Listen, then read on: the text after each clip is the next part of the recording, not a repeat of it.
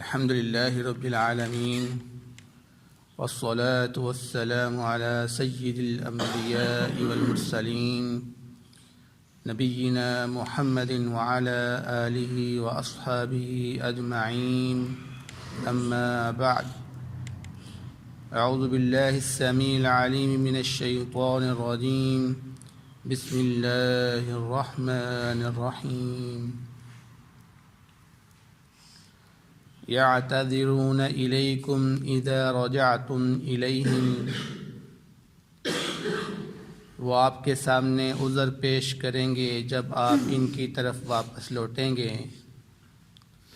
قل لا تعتذروا، آپ ان سے کہہ دیجئے کہ کوئی عذر نہیں چلے گا۔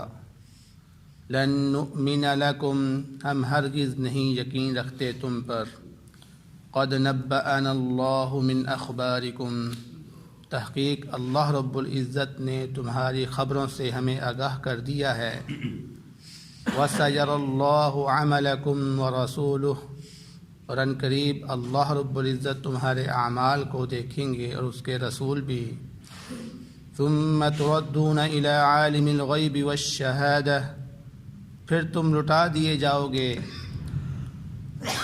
پوشیدہ اور ظاہر چیز کے علم کو جاننے والے کی طرف۔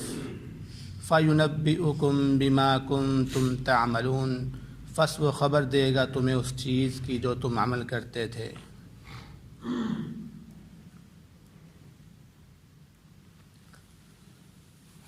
سورۃ التوبہ کی آیت نمبر 94 آپ کے سامنے تلاوت کی گئی ہے۔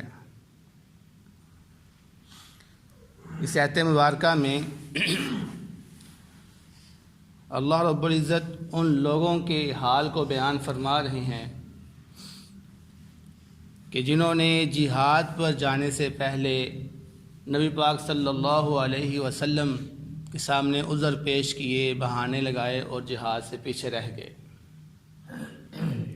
تو اللہ رب العزت بیان فرما رہے ہیں کہ یہ لوگ جب آپ جہاد سے واپس لوٹیں گے تو آپ کے سامنے دوبارہ عذر پیش کرنے کے لیے آئیں گے اور اپنے آپ کو وفادار ثابت کرنے کی کوشش کریں گے کہ ہم آپ کے ساتھ ہیں لیکن ہم جہاد پر نہیں جا سکے، یہ ہماری غلطی ہے، اپنا عذر پیش کریں گے۔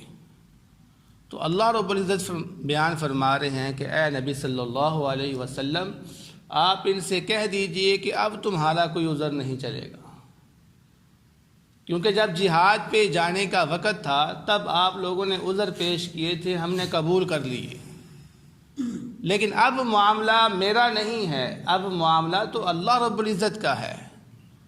اب تو اللہ رب العزت نے تمہارے دلوں کے اندر جو پوشیدہ تمہاری باتیں تھیں ان کو ہمارے لیے ظاہر کر دیا ہوا ہے۔ قد نبأنا اللہ من اخبارکم، تمہارے جو بہانے تھے اس کو ہمارے لیے اللہ رب العزت نے وحی کے ذریعے ظاہر کر دیا ہے۔ اب تمہارے بہانوں پر ہم یقین نہیں کریں گے، کیونکہ ابھی ہمیں اللہ رب العزت نے بتا دیا ہے، تو ہم کیسے تمہارے بہانے قبول کریں؟ نہیں، تم جھوٹے بہانے لگا رہے ہو، کوئی عذر نہیں تھا تمہارا، تم جان بوجھ کر جو ہے نا وہ مشقت سے ڈرتے ہوئے جہاد سے پیچھے رہ گئے ہو۔ تو آگے اللہ رب العزت نے فرمایا وَسَيَرَى اللَّهُ عَمَلَكُمْ وَرَسُولُهُ، تو ان قریب اللہ رب العزت تمہارے اعمال کو اب دیکھے گا۔ یعنی یہ جو تم نے غلطی کرنی تھی کر لی، لیکن آئندہ کے لیے محتاط رہنا، اب اللہ رب العزت تمہیں دیکھیں گے کہ تم کیا کرتے ہو، وَرَسُولُهُ، اس کے رسول بھی تمہیں دیکھیں گے۔ یہ ایسے ہی ہے جیسے ہم میں سے کوئی شخص اگر کوئی غلطی کر لیتا ہے تو اس کے اوپر اس سے جو بڑا ہوتا ہے وہ اس کی پکڑ کرتا ہے، اس کو ڈانٹتا ہے کہ تم نے یہ کام کیوں کیا، تو پھر وہ کیا کہتا ہے جی میں معذرت خواہ ہوں، آئندہ میں یہ کام نہیں کروں گا۔ تو بڑا کیا کہتا ہے چلے ٹھیک ہے ہم دیکھتے ہیں پھر تم کرو گے یا نہیں کرو گے، تم بھی ادھر ہم بھی ادھر، تو وہ مہلت دیتا ہے۔ تو اسی طرح کا یہی منظر ہے، اللہ رب العزت فرما رہے ہیں کہ اس کو ہم دیکھیں گے اب، اور اللہ کے رسول بھی اس کو دیکھیں گے کہ تم اللہ کے رسول کے ساتھ کس طرح کا معاملہ کرتے ہو، بعد میں بھی بہانے لگاتے ہو یا کہ تم اب پختہ ہو کر اور مخلص ہو کر اللہ کے نبی صلی اللہ علیہ وسلم کے ساتھ کام کرتے ہو۔ فرمایا ثم تردون الی عالم الغیب والشہادہ، پھر اگر تم نے پھر بہانے لگائے، تم نے دھوکہ دیا، تو یاد رکھنا کہ وہ اللہ جو تمہارے دل کی پوشیدہ باتوں کو بھی جانتا ہے، وہ تمہارے ظاہر کو بھی جانتا ہے، وہ تم سے ملے گا، پھر وہ تمہیں ہر چیز کی خبر دے گا۔ یعنی روز قیامت جب تم اللہ رب العزت کے پاس چلے جاؤ گے تو اللہ رب العزت تمہاری ہر چیز کی تمہیں خبر دے گا۔ اب یہاں پر ایک بعض لوگ جو ہے نا وہ غلط مفہوم بیان کرتے ہیں، اور وہ یہ ہے کہ جس طرح سے اللہ رب العزت ہمارے حالات سے واقف ہے، جس طرح سے اللہ رب العزت ہمارے حالات سے واقف ہے، ہماری ہر چیز کو جاننے والا ہے، دل کے اندر ہو یا ظاہر ہو، اسی طرح اللہ کے نبی صلی اللہ علیہ وسلم بھی ہمارے حالات سے ہر ٹائم واقف ہے۔ جبکہ یہ مفہوم نعوذ باللہ بالکل غلط ہے۔ اور انہوں نے کس سے مفہوم یہ لیا؟ انہوں نے کہا کہ دیکھو اللہ رب العزت نے یہاں پر بیان کیا کہ وَسَيَرَ اللَّهُ عَمَلَكُمْ وَرَسُولُهُ، کہ ان قریب تمہارے اعمال کو اللہ بھی دیکھے گا اور اس کا رسول بھی دیکھے گا۔ اب اس کا مفہوم آپ کے سامنے میں نے بیان کر دیا ہے کہ جس طرح ایک بندہ غلطی کرتا ہے تو غلطی کرنے کے بعد وہ کہتا ہے کہ اب میں نہیں کروں گا، تو وہ کہتے ہیں چلو ہم دیکھ لیتے ہیں۔ تو اللہ کے رسول نے بھی یہاں پر بیان کر دیا کہ ہم دیکھیں گے آپ کو کہ تم ہمارے ساتھ اب کس طرح کا رویہ رکھتے ہو۔ تو اس سے یہ مفہوم لینا کہ وہ ہمارے ہر ٹائم کے حالات سے واقف ہیں، یہ بالکل غلط ہے۔ اس لیے اللہ رب العزت نے یہاں پر وَسَيَرَ اللَّهُ عَمَلَكُمْ اپنے اور نبی کے درمیان غیب لے کر آئے ہیں، ان کے اعمال کو، ان کے اصل اعمال کی نگرانی کرنے والا کون ہے؟ اللہ رب العزت ہے۔ اور اس کے بعد پھر رسول کا ذکر کیا ہے، کیونکہ جب تک اللہ کے نبی زندہ رہیں گے، جب تک ان کے سامنے یہ لوگ رہیں گے تو اللہ کے نبی بھی ان کو دیکھتے رہیں گے، ہاں بھائی کس طرح کا معاملہ کرتے ہو ہمارے ساتھ۔ تو اس طرح کی بات ہے، لہذا اپنا عقیدہ قرآن و سنت کے مطابق کرنا چاہیے، اور یہ غلط بات اپنے ذہنوں سے نکال دینی چاہیے کہ جس طرح اللہ رب العزت ہمارے حالات سے واقف ہے اس طرح سے اللہ کے نبی بھی واقف ہے۔ نہیں، ایسی بات نہیں، صرف اللہ رب العزت کی ذات ہی ہے جو ہر ٹائم ہمارے حالات سے واقف ہے۔ ہاں، اللہ کے نبی صلی اللہ علیہ وسلم جب تک حیات تھے، دنیا میں زندہ تھے، صحابہ ان کے سامنے جو کام کرتے تھے اس کو وہ جانتے تھے، لیکن ان کے اس دنیا سے جانے سے بعد وہ ہماری خبروں سے واقف نہیں ہیں، وہ اوجل ہیں۔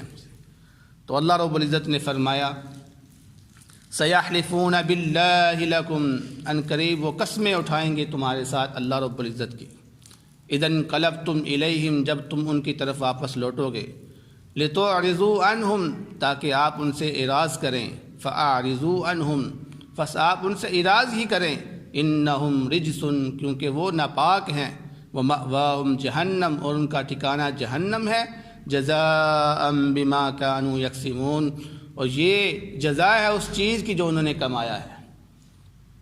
یہاں پر مزید ان کی وضاحت بیان کی جا رہی ہے کہ وہ ان قریب اللہ رب العزت کی قسمیں اٹھا کر اے نبی آپ کو راضی کرنے کی کوشش کریں گے تاکہ آپ ان سے درگزر ہو جائیں، آپ ان کو کوئی سزا نہ دیں۔ تو اللہ تعالیٰ نے فرمایا اے نبی آپ ان سے درگزر ہو جائیں، آپ ان کی جان چھوڑ دیں، ان سے علیحدگی اختیار کر لیں، قطع تعلق ہی کر لیں۔ کیوں؟ کیونکہ یہ لوگ ناپاک ہیں۔ اور یہ ناپاکی کس چیز کی ہے؟ عقیدے کی ناپاکی، ان کے عقیدے درست نہیں ہیں، ان کا اللہ اور اس کے رسول پر یقین نہیں ہے، ان کا آخرت پر یقین نہیں ہے، وہ موت سے ڈرتے ہیں، وہ سوچتے ہیں کہ اگر ہم جہاد پہ جائیں گے تو مارے جائیں گے، یہاں پہ رہیں گے تو شاید زندہ رہیں گے۔ نہیں، موت کا وقت تو اٹل ہے، آپ جہاد پہ جائیں یا نہ جائیں، موت نے اپنے وقت پر آنا ہی آنا ہے۔ یعنی وہ ایمان کے کچے ہیں، اس لیے فرمایا ان کے عقیدے جو ہوتے ہیں نا وہ ناپاک ہیں، وہ پاک نہیں ہیں۔ انہم رجسن، اور جن کے عقیدے پھر صاف نہ ہو، پاک نہ ہو، اللہ رب العزت نے فرمایا ومأواہم جہنم، ان کا ٹھکانہ پھر جہنم ہی ہے۔ اور یہ ٹھکانہ جو جہنم ہے یہ اس وجہ سے ہے کہ انہوں نے اپنے عقیدوں کو درست نہیں کیا، انہوں نے اپنے عقیدوں کو درست نہیں کیا، اس لیے اپنے عقیدوں کو درست کرنا یہ بہت ہی ضروری ہے۔ تو اپنے عقیدوں کو قرآن و سنت کے مطابق بنائیے، نہ کہ اپنی خواہشات کے مطابق بنائیے، کیونکہ اللہ رب العزت فرمایا جزاء بما كانوا یکسبون، اور آگے فرمایا یحلفون لکم لترضوا عنہم۔ اور اسی طرح ایک حدیث میں بھی حضرت کعب بن مالک رضی اللہ تعالیٰ عنہ بیان کرتے ہیں کہ جب نبی کریم صلی اللہ علیہ وسلم غزوہ تبوک سے واپس آئے تو نبی پاک صلی اللہ علیہ وسلم کا یہ شیوا تھا، یہ عادت تھی کہ جب بھی وہ سفر سے لوٹتے سب سے پہلے مسجد میں آتے، مسجد میں آ کر 2 رکعتیں ادا کرتے اور پھر اس کے بعد اپنے گھر تشریف لے کے جاتے۔ تو وہ لوگ جنہوں نے نبی پاک صلی اللہ علیہ وسلم سے عذر کیا ہوا تھا، بہانے لگائے ہوئے تھے، وہ سارے مسجد میں جمع ہو گئے۔ ان کو پتہ تھا اللہ کے نبی نے ادھر مسجد میں آیا، تو جب اللہ کے نبی مسجد میں آئے تو یہ سارے لوگ دوبارہ جو تھے نا وہ بہانے پیش کرنا شروع ہو گئے کہ ہماری یہ وجہ تھی اس لیے ہم آپ کے ساتھ نہیں جا سکے، معذرت اس طرح کر کے۔ کعب بن مالک رضی اللہ تعالیٰ عنہ بیان کرتے ہیں کہ یہ لوگ تقریباً 80 کی تعداد میں تھے جنہوں نے بہانے لگائے تھے اور دوبارہ یہ اپنی وفاداری کو قائم کرنے کے لیے اللہ کے نبی کے پاس آئے تھے۔ تو انہوں نے جب بہانے لگائے، قسمیں اٹھائیں، تو نبی کریم صلی اللہ علیہ وسلم نے ان کی قسموں کے مد نظر رکھتے ہوئے، ظاہری حالت کو سامنے رکھتے ہوئے ان کو معاف کر دیا اور ان سے دوبارہ بیعت لی کہ آئندہ یہ اس طرح کی غلطی نہیں کریں گے، اور جو پوشیدہ معاملہ تھا ان کا اس کو اللہ رب العزت کے سپرد کر دیا کہ میں تمہارے ظاہر کو دیکھتے ہوئے فیصلہ کر رہا ہوں، لیکن جو تمہارے دل کی حالت ہے اس کو صرف اللہ رب العزت جاننے والا ہے اور وہی حساب لینے والا ہے تمہارا۔ تو فرمایا اللہ رب العزت نے وہ قسمیں اٹھاتے ہیں تاکہ وہ آپ کو راضی کر دیں۔ فَإِن تَرْضَوْا عَنْهُمْ، اگر آپ ان سے راضی ہو بھی جائیں، فَإِنَّ اللَّهَ لَا يَرْضَى عَنِ الْقَوْمِ الْفَاسِقِينَ، تو اللہ رب العزت نافرمان قوم سے کبھی راضی نہیں ہوتا۔ اب یہ آیت جو ہے نا یہ بھی قابل غور ہے۔ یہاں پر اللہ رب العزت کیا فرما رہے اپنے نبی کو کہ اے نبی اگر آپ ان لوگوں سے راضی ہو بھی جائیں میں اللہ راضی نہیں ہوں گا اس سے۔ یہاں پر اصل مقصد پھر کیا ہوا؟ راضی کرنا کس کو مقصد ہے؟ اللہ کو۔ اصل مقصد اللہ کو راضی کرنا ہے، کیونکہ وہی خالق ہے، وہی مالک ہے، وہی آپ کو پالنے والا ہے۔ آپ کی پرورش کرنے والا کون ہے؟ اللہ رب العزت۔ آپ کا خیال رکھنے والا کون ہے؟ اللہ رب العزت۔ تو جو خیال رکھتا ہے، جو ذمہ داری اٹھاتا ہے، اس کو راضی کرنا اصل مقصد ہے، نہ کہ نبی کو جو صرف اللہ رب العزت کا پیغام لے کے آنے والے۔ محمد صلی اللہ علیہ وسلم تو اللہ رب العزت کا پیغام پہنچانے والے ہیں بس، لیکن اصل معاملات کرنے والا کون ہے؟ اللہ رب العزت کی ذات۔ تو راضی ہم نے اصل اللہ رب العزت کو کرنا ہے۔ پھر جو اللہ رب العزت ہمیں حکم دے گا، جس کی پیروی کرنے کا حکم دے گا، ہم اس کی پیروی کرتے جائیں گے، تو اللہ رب العزت ہم سے راضی ہو جائے گا، اللہ رب العزت ہمیں اس کی جزا اچھی دے گا۔ لیکن اگر ہم اللہ رب العزت کو چھوڑ کر پیغام پہنچانے والے کو راضی کرنے کی کوشش کرتے رہیں، اور وہ کون ہے؟ نبی پاک صلی اللہ علیہ وسلم، تو اس کا مطلب ہے ہم اصل سے ہٹ جائیں گے۔ ہمارا یہ عقیدہ درست نہیں ہوگا اس وقت کہ اللہ کو چھوڑ دیں، بس نبی کو منا لیں، ہم کامیاب ہو جائیں گے۔ نہیں، اصل چیز اللہ رب العزت کی ذات ہے، اور یہ اللہ رب العزت قرآن پاک کے اندر بار بار آپ کو بیان کر رہا ہے۔ یہ اس مقام کے اندر تقریباً تیسری مرتبہ اللہ رب العزت نے ایسی آیت نازل کر دی ہوئی ہے جس کے اندر یہی بیان کیا گیا ہے کہ اصل رضا جو ہے کامیابی کے لیے وہ اللہ رب العزت کی ہے، نہ کہ نبی صلی اللہ علیہ وسلم کی۔ اس لیے ہمیں اپنے عقیدوں کو قرآن و سنت کے مطابق بنانا چاہیے تاکہ ہم روز قیامت کامیابی حاصل کر سکیں۔ دعا ہے اللہ رب العزت سے جو سنا ہے اس پر عمل کرنے کی توفیق عطا فرمائے۔ بہترین صدقہ جاریہ حاصل کرنے کے لیے اس ویڈیو کو لائک، کمنٹ اور شیئر کرنا مت بھولیں۔